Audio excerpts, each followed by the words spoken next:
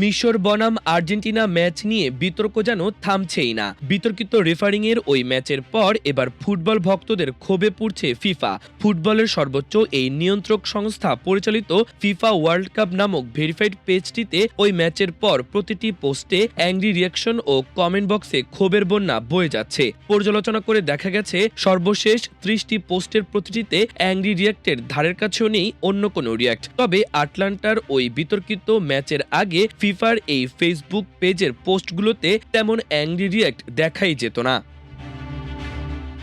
ম্যাচের শেষে আর্জেন্টিনার ৩-২ গোলের জয় নিয়ে করা ওই পেজের একটি পোস্টে এই রিপোর্ট লেখা পর্যন্ত রিয়াকশন পড়েছে ৫,৫৭,০০০। তবে এর মধ্যে অ্যাংরি রিয়াক্ট ২,২৩,০০০। ওই পোস্টের কমেন্ট বক্সেও ক্ষোভ উগরে দিয়েছেন ফুটবল প্রেমীরা। ইয়াসমিন আশরাফ ফার্গ নামে একজন লিখেছেন, Egypt against 11 Argentina players plus referee plus FIFA.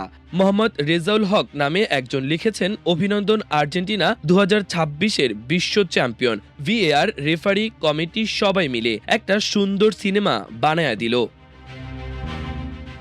Match সেরা হয়েছেন আর্জেন্টাইন অধিনায়ক লিওনেল মেসি। তাকে নিয়ে করা পোস্টে রিয়াকশন পড়েছে 8,94,000, যেখানে অ্যাংরি রিয়াক্ট পড়েছে 6,51,000। ওই পোস্টের কমেন্ট বক্সেও ক্ষোভের বহিঃপ্রকাশ করেছেন ফুটবল ভক্তরা। লাসু ওয়াং খেইরাক পাম নামের এক নারী ওই পোস্টে লিখেছেন, everyone knows the referee was the real man of the match. Daniel মোয়া নামের অপর একজন ওই পোস্টের কমেন্টে লিখেছেন, the referee was Argentinian best player. সেদিন ম্যাচ শেষ হওয়ার পর চোখের পানি ধরে রাখতে পারেননি মিশরের ফরওয়ার্ড মুস্তফা জিকো। তার অভিযোগ ছিল সরাসরি, রেফারি নিরপেক্ষ ছিলেন না, তিনি আমাদের সঙ্গে অন্যায় করেছেন। আল্লাহর সাক্ষী থাকুক, এই টুর্নামেন্ট পাতানো।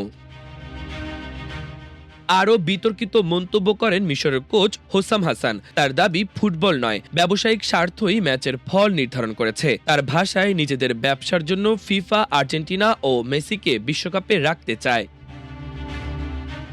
রেফারিং বিশেষজ্ঞ ও সাবেক premier league referee Graham Scott ম্যাচটি বিশ্লেষণ করতে গিয়ে বলেছেন, মিশরের বাতিল হওয়া গোলটি বাতিল করা উচিত হয়নি। তার মতে, গোলের আগে যে শারীরিক সংস্পর্শ হয়েছিল সেটি ছিল স্বাভাবিক ফুটবলীয় সংঘর্ষ। প্রায় 100 গজ দূরের একটি ঘটনাকে ভিত্তি করে গোল বাতিল করা ভিআর এর হস্তক্ষেপের সীমা অতিক্রম করেছে। আর্জেন্টিনার জনপ্রিয় ক্রীড়া মাধ্যমও স্বীকার করেছে যে মিশরের বাতিল হওয়া গোলটির সিদ্ধান্ত বিতর্কিত ছিল।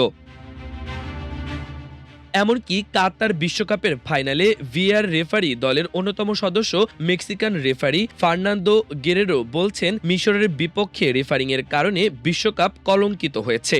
ভিআর এর ভুলে আর্জেন্টিনাকে সুবিধা দেওয়া হয়েছে। নিজের এক্স অ্যাকাউন্টে গেরেরো লিখেছেন, রেফারি এবং ভিআর দুজনই ভুল করেছেন, সালাদের গোল বাতিল করা উচিত হয়নি। তিনি ব্যাখ্যা করেন, যদি রেফারি এটিকে ফাউল হিসেবেও বিবেচনা করেন, তবুও সেটি ভিআর এর মাধ্যমে পুনর্বিবেচনার আওতায় পড়ার কথা নয়। কারণ ফিফার অ্যাটাকিং পজেশন পেজ প্রোটোকল অনুযায়ী আক্রমণকারী দলের গোলের আগে যে আক্রমণ শুরু হয় তার সঙ্গে সরাসরি সম্পর্ক থাকলেই কেবল আগের ঘটনা পর্যালোচনা করা যায়।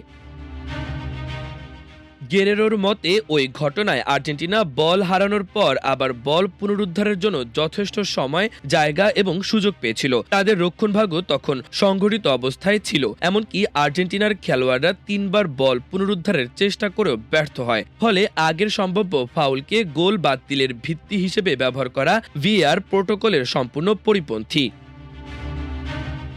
তিনি আরও বলেন, ভিআর এর হস্তক্ষেপ তখনই গ্রহণযোগ্য যখন আক্রমণের ধারাবাহিকতা স্পষ্ট থাকে এবং বল হারানো দলটির পুনরায় বল দখলে ফেরার বাস্তব সুযোগ না থাকে। এখানে সেই শর্ত পূরণ হয়নি, তাই ভিআর এবং রেফারি ভুল সিদ্ধান্ত নিয়েছেন। এতে মিশর ক্ষতিগ্রস্ত হয়েছে এবং শেষ পর্যন্ত তাদের বিদায়েও এই সিদ্ধান্ত ভূমিকা রেখেছে। মাল্টিমিডিয়া ডেস্ক, আমার দেশ।